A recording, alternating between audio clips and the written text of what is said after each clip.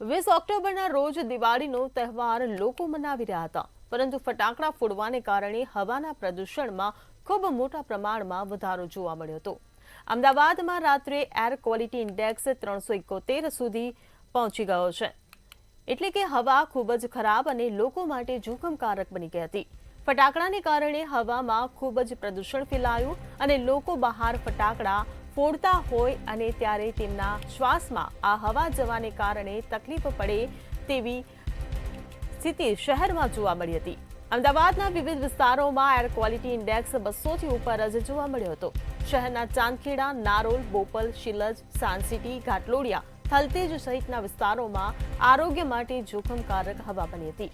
અમદાવાદમાં ફટાકડાને કારણે હવામાં ખૂબ જ પ્રદૂષણ ફેલાયું હતું, જેના કારણે લોકોને શ્વાસ લેવામાં તકલીફ પડે તેવી સ્થિતિ ઊભી થઈ હતી.